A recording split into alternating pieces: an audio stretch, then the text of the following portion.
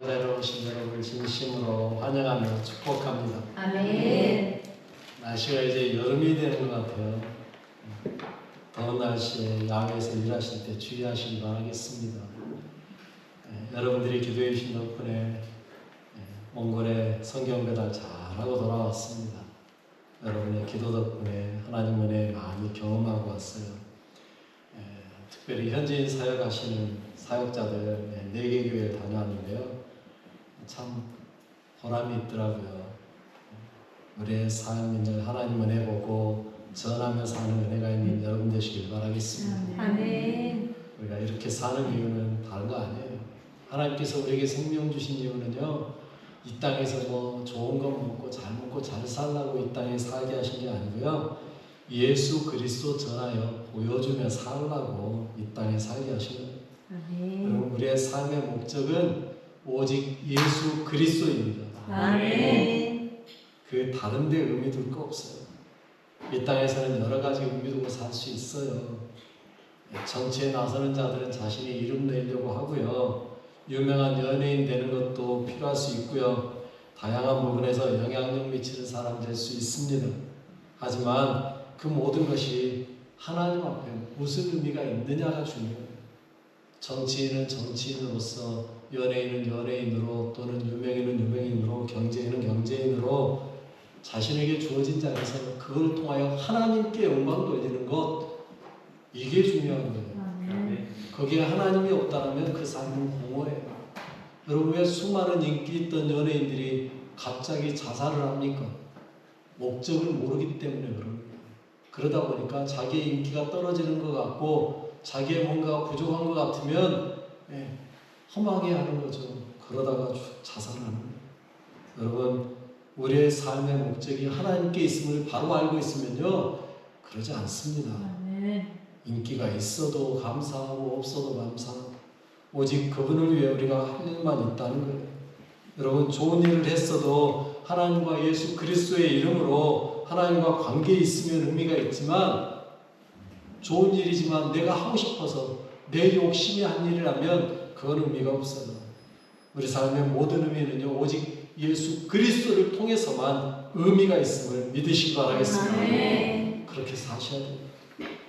오늘 본문은요, 이제 예수님께서 본격적인 사역의 시작을 알리고 있어요. 그런데 놀랍게도 그 사역의 시작 전에요, 이렇게 말하고 있는 걸 보셔야 돼요. 오늘 본문 12절이에요. 같이 읽어볼까요? 예수께서 요한이 잡혔음을 들으시고 갈릴리로 물러가셨다가. 아멘. 요한이 잡힌 것을 들었다라고 합니다. 즉, 요한이 잡힌 것을 예수님의 사역의 시작점으로 잡고 있는 거예요. 그런데 잡히시자마자 사역을 시작한 게 아니고요, 오늘 본문에서 말하길 갈릴리로 물러가셨다라고 말하고 있어요. 왜 물러가셨을까요? 여러분, 예수님께서 겁났을까요? 세례요한이 잡혔어? 그 유명한 사람이 잡혔으면 나도 잡히겠는데? 이게 아니에요. 여러분, 왜 물러가셨는가? 여러분들이 이걸 잘 이해하셔야 돼요. 여러분, 예수님께서 세례 받으셨죠? 어디에서 세례 받았어요? 요단강가에서. 그리고 그 다음에 예수님이 광야로 갔어요. 세례요한에게 세례 받으셨는데 요단강가. 마태복음 3장 13절에 보면 이렇게 말해요. 이때 예수께서 갈릴리로부터 요단강에 이르러 요한에게 세례를 받으려 하시니. 요단강으로. 여러분, 갈릴리에서 요단강은요, 남쪽으로 내려가는 길입니다. 그리고 거기에서 세례 받으셨어요. 그리고요, 거기서 더 내려가셔요. 지도로 올려놨습니다. 지도 한번 보여주세요. 여러분들이 잘 보이시는가 모르겠는데, 일부러 지도를 눕혀놨어요. 저쪽이 북쪽이고 이쪽이 남쪽이에요. 이 위쪽은 동쪽이고요. 여기 보면 유다 광야하고 동그라미 제가 일부러 빨간색으로 쳐놨는데 빨간색 보이시나요? 거기까지 내려가신 거예요, 지금. 거기에서 예수님이 뭐 하셨냐면 마귀 사탄에게 시험 받으셨어요. 여러분, 저기에서 그 위쪽에, 요단지구 쪽에, 그 위에 쪽에 그 유다 광야 바로 옆에가 사해바다거든요. 그 위쪽으로 저 위쪽에 보면 또 조그맣게 호수 하나 보이고 그 사이 중간에서 세례를 받으신 거예요. 예수님은 그 위쪽 호수 있는 데가 갈릴리 바다니까 거기에 사시다가 내려와서 세례 받으시고 더 밑으로 내려와서 유다 광야에서 지금 뭐 하신 거예요? 시험 받으셨다고요. 그리고 거기에서 있는 동안에 세례요한이 잡힌 걸 들은 거예요. 쉽게 말하면. 그러면 그 자리에서 바로 뭐 하면 돼요? 사역 시작해도 돼요. 그런데 세례요한이 잡혔어요. 여러분, 요한이 어떤 사람인가요? 그의 고백대로 하면 주의 길을 예비하는 자예요. 요한복음 1장 23절에 보면 이야기하고 있죠. 한 번 더 이렇게 말해요. 이르되 나는 선지자 이사야의 말과 같이 주의 길을 곱게 하라고 광야에서 외치는 자의 소리로라 하니라. 여러분, 주의 길을 곱게 하는 일을 하는 사람이 세례요한이었어요. 그래서 자신은 광야에서 외치는 자의 소리라고 말하고 있어요. 그런데 그런 그가 잡혔어요. 요한의 시대가 끝난 거죠. 그러면 이제 본격적인 누구의 시대인 거예요? 예수님의 시대가 시작되는 상황이에요. 그 상황에서 예수님은요, 얼마든지 자신이 있던 유대 광야에서 조금만 더 올라가면 예루살렘이거든요. 앞으로 다시 한번 넘겨줘 볼래요? 지도를 다시 볼게요. 유대 광야 바로에서 거기서 조금만 더 올라가면 예루살렘입니다. 옆에 사해바다 바로 옆으로 위쪽에 옆에가 바로 예루살렘입니다. 그러니 거기에서 사역을 시작하면 돼요. 그러면 어떤 일이 일어날까요? 세례요한을 따랐던 사람들이 다 예수님 따를 거예요. 그러지 않겠어요? 그런데 예수님은요, 거기에서 사역 시작을 안 해요. 많은 사람들을 불러 모을 수 있는 예루살렘에서 사역을 시작하지 않아요. 오히려 어떻게 했다고요? 갈릴리로 물러가죠. 그리고 마태복음 4장 13절에 이렇게 말하죠. 나사렛에 떠나 스불론과 납달리 지경 해변에 있는 가버나움에 가서 사십니다. 좀 전에 말한 그 갈릴리 바다 바로 옆에 있는 가버나움에서 그쪽으로 가신 자신의 고향은 아니지만 여전히 어디 땅이라고요? 갈릴리 땅이라고요. 여러분, 제가 마태복음을 시작하면서부터 계속해서 했던 말씀이 있습니다. 갈릴리 지역은 어떤 지역이라고요? 유대인들에게 천대받는 지역이라고요. 유대인들이 그쪽에서 태어났다 그러면 에이 별것도 없네 하는 그런 지역이 갈릴리라고요.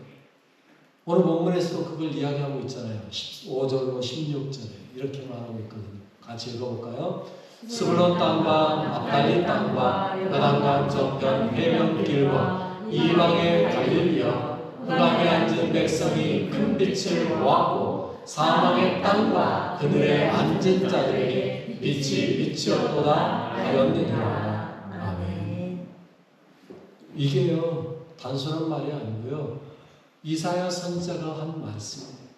예수님이 오시기 전 이미 600년 전에 살았던 선지자 이사야, 그가요 예언하는 말씀 중에 하나가 이 말씀입니다. 그런데 여러분, 갈릴리를 뭐라고 표현하고 있어요? 이방의 갈릴리. 이방의 갈릴리. 여러분, 지도 한번 다시 보여줄게요. 한 장 더 넘깁니다. 뒤로. 여러분, 이게요 지금 강우량을 나타내는 지도예요. 파란색이 지날수록 비가 많이 오는 지역이에요.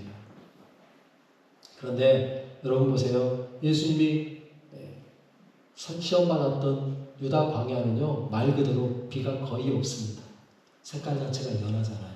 비가 없어요. 그런데 갈릴리 쪽으로 가면 색이 더 파래지죠. 저쪽 갈릴리 주변에는요, 비가 가을량이 약 600mm 정도 내린답니다. 우리나라가 평균 가을량이 1230mm. 그런데 저쪽은 600mm 정도. 그리고 그 옆에 호수가 끼어 있어요.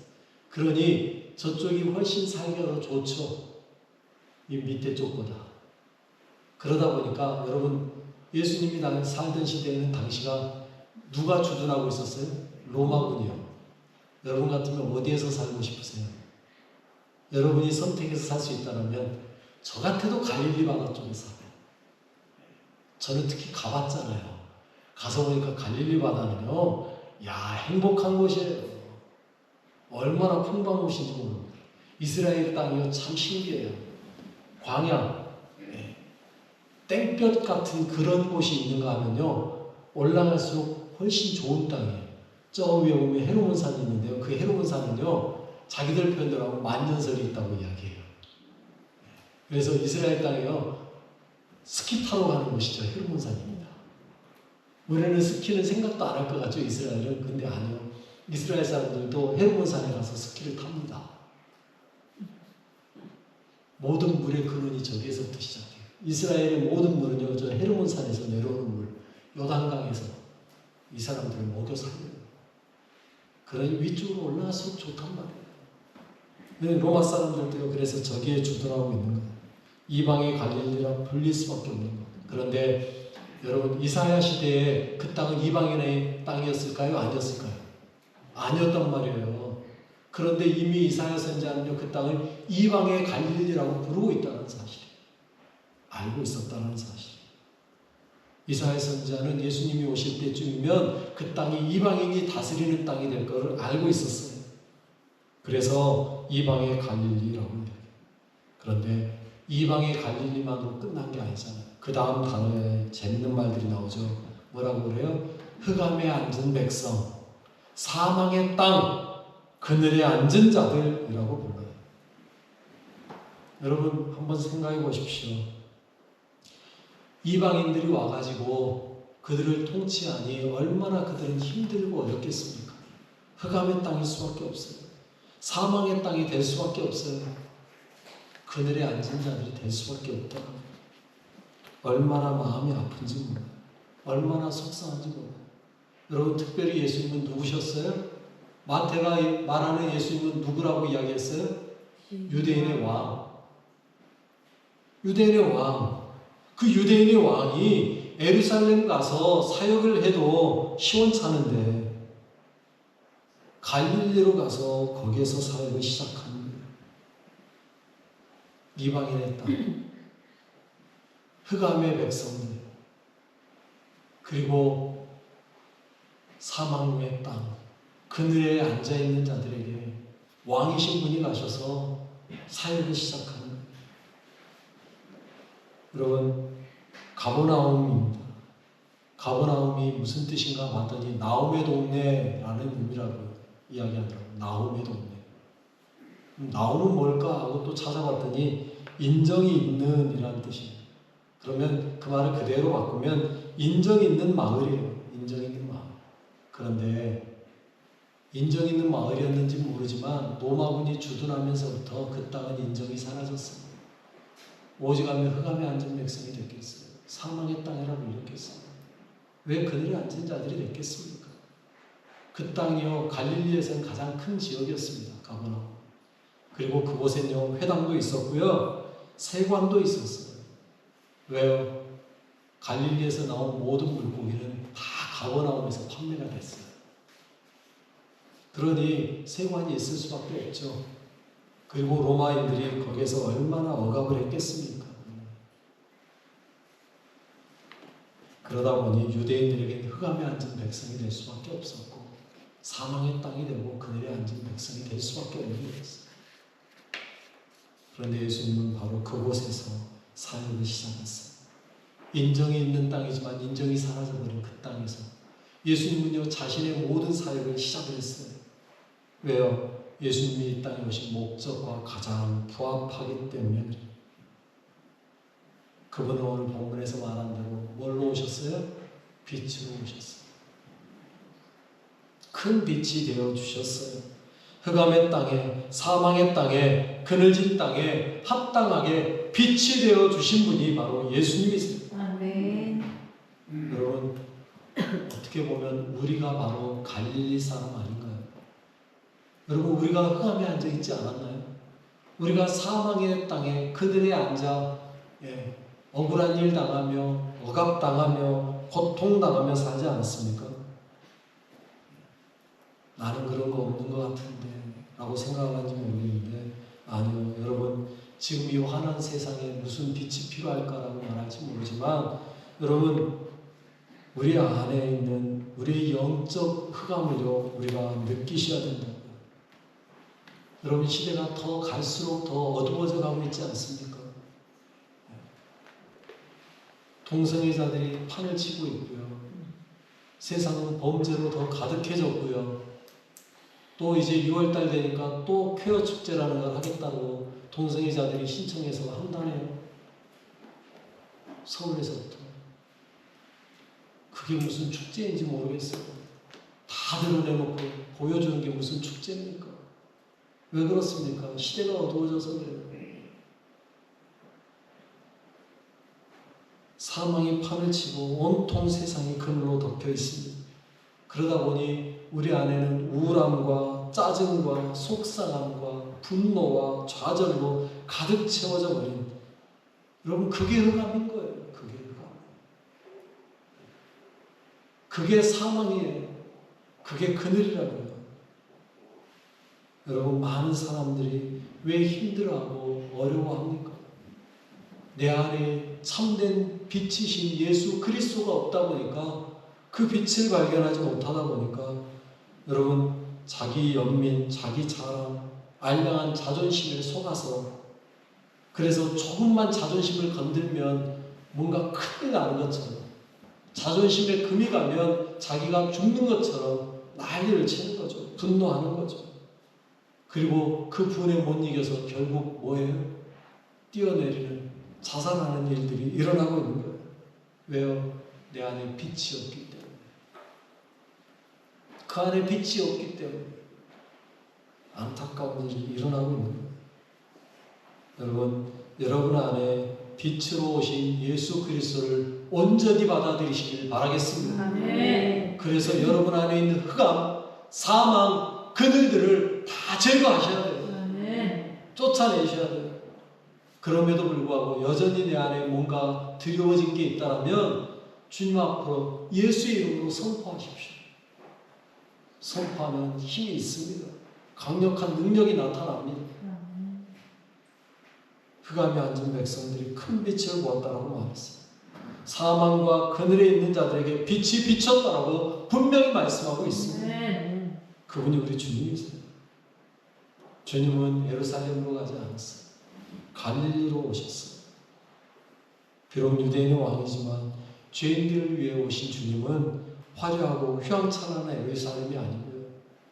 흑암과 사망과 그늘의 땅에 앉아 힘들어하고 어려워하고 죽어가고 있는 그 갈릴리 백성들에게 오셨다는 거예요. 앉아있는 자들이라고 말해요. 여러분, 흑암에 앉은 백성, 그늘에 앉은 백성이라고 말하고 있어요. 앉아있다는 말은 무슨 말입니까? 일어서 힘이 없다는 거예요. 힘이 없어요. 억압과 착취받은 자들이 얼마나 힘이 없습니까? 그런 그들을 위해서 예수님이 왕으로 오셨어요. 그리고 그들에게 해방과 자유를 선포하셨다는 아멘. 여러분 일어서시길 바라겠습니다. 아멘. 주님이 우리에게 말씀하시잖아요. 일어나 함께 가자. 아멘. 일어나 함께 가자. 아멘. 주님 혼자 얼마든지 가실 수 있어요. 그런데 주님은요 혼자 가시지 않고요. 뭐라고요? 일어나 함께 가자. 나에게 너가 없이 내가 어떻게 가겠니? 같이 가자. 흑암에 앉아있는 너, 사망과 그늘에 앉아있는 너, 이제 일어나라. 같이 가자. 그리고 이제는 우리에게 빛의 자녀라고 약속해 주셨습니다. 에베소서 5장 8절 말씀이 그렇게 말하고 있어요. 이렇게 말하고 있죠. 너희가 전에는 어둠이더니 이제는 주 안에서 빛이라. 빛의 자녀들처럼 행하라. 아멘. 우리의 신분이 변화됐어요. 이제는요 흑암에 더 이상 앉아 있을 필요 없어요. 사망의 그늘에 주저앉아 있을 필요가 없어요. 이제는 당당하게 일어나 빛을 비추며 살아가는 겁니다. 빛의 자녀입니다. 예수 그리스도의 이름으로 대적하고 쫓아내고 이제 빛을 받은 빛의 자녀로 살아가는 거죠. 우리에게 이제는 더 이상 어둠이 없어요. 더 이상 그늘 속에 앉아있을 이유가 없어요. 우리가 빛이에요. 그렇다면 그 빛이 된 우리는 뭘 해야 될까요? 우리가 해야 될 빛의 자녀로서 행하라고 그러는데 빛의 자녀의 삶으로 제일 먼저 할 일은 뭘까요? 물론 요한복음 5장 8절 이후에 9절에 보면 빛의 자녀들이 할 일이 나오는데 제가 볼 땐 그것보다 먼저 할 게 하나 더 있더라고요. 그게 바로 오늘 본문에서 이야기하는 거예요. 17절에 이렇게 말하고 있죠. 읽어볼게요. 이때부터 예수께서 비로소 전파하여 이르시되 회개하라 천국이 가까이 왔느니라 하시더라. 아멘. 회개하는 것.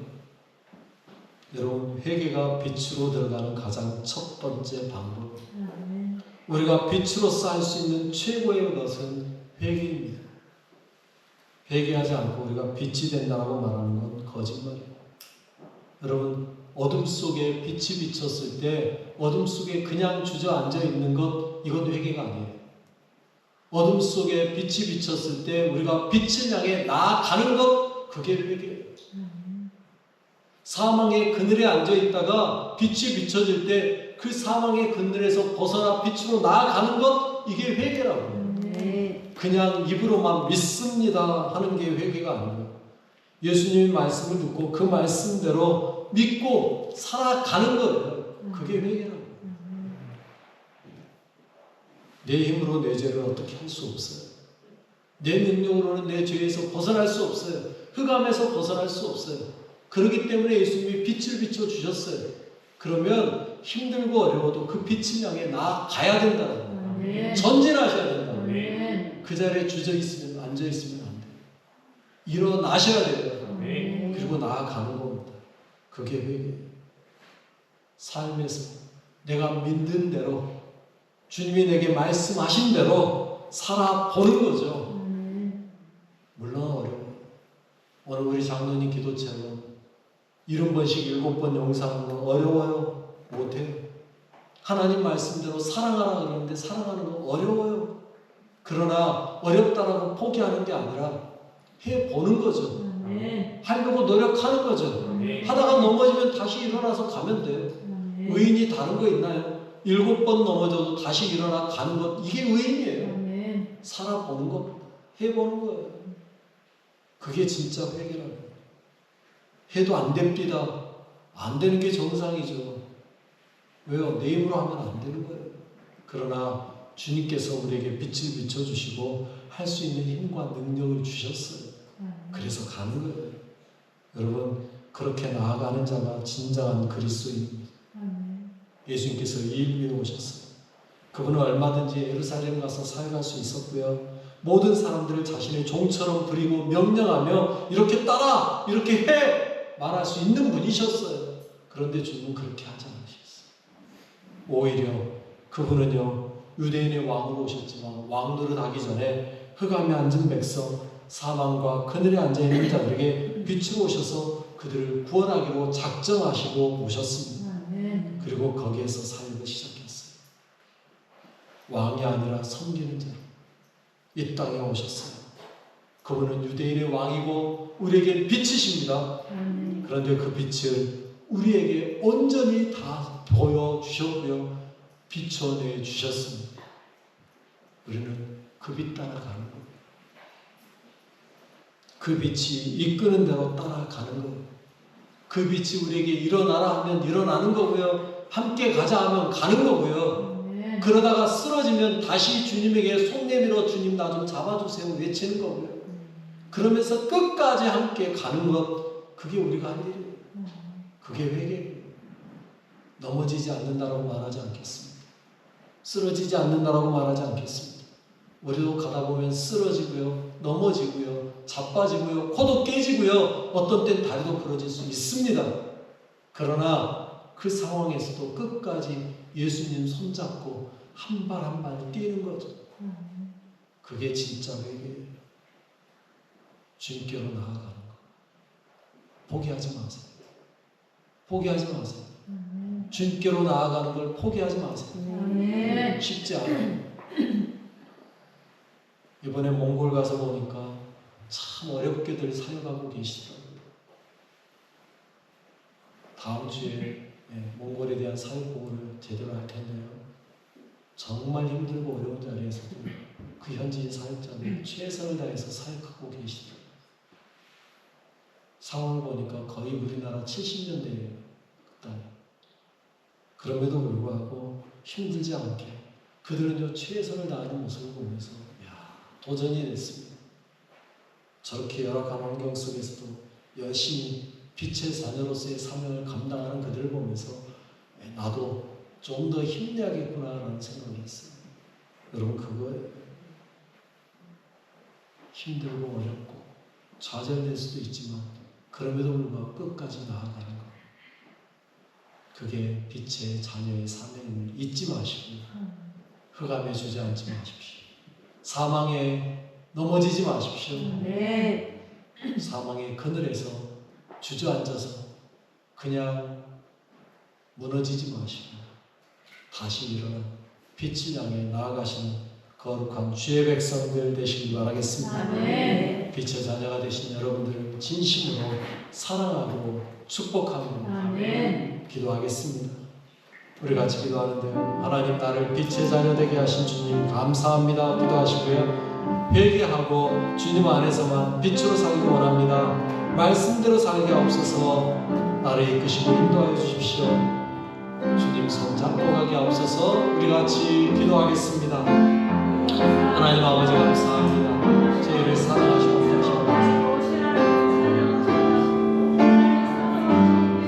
주님, 너무도 연약하고 너무도 부족하여 우리는 흑암에 주저앉아 버릴 때가 많습니다. 사망의 그늘에 앉아 주여 죽어가고 있는 때가 많습니다. 그런 우리에게 주님 찾아오셔서 손 내미시고 일어나 함께 가자고 말씀하신 주님, 이제 일어나 주님께로 다시 나아가기 원합니다. 그것이 바로 우리의 중요했습니다. 주님, 주님의 길을 걸어가게 하시고 주님과 함께 가게 하시고 주님 원하시는 길로 주님 기뻐하시고 최선을 다하여 한 걸음 함께 가게 하여 주옵소서. 우리 삶을 인도하시고 우리 삶을 이끄시고 우리와 함께 하시고 역사하여 주시옵소서. 사랑하고 축복하고 감사합니다. 주님만 높여 드립니다. 영광 받아 주시옵소서. 홀로 영광 받아 주옵소서. 하나님 아버지 감사합니다. 우리를 사랑하사 예수 그리스도를 빛으로 보내주시고 흑암과 사망과 그 그늘 아래 앉아있던 우리를 빛으로 일으키시고 빛의 자녀로 살 수 있도록 회개의 영을 부어주심에 감사합니다. 늘 주님 안에서 빛의 자녀로서의 사명 잘 감당하며 빛을 비추며 사는 주님의 자녀로 성도로 충성된 일꾼으로 살아가게 하옵소서. 우리를 불러주신 거룩하신 우리 주 예수의 이름으로 기도드립니다. 아멘. 아멘.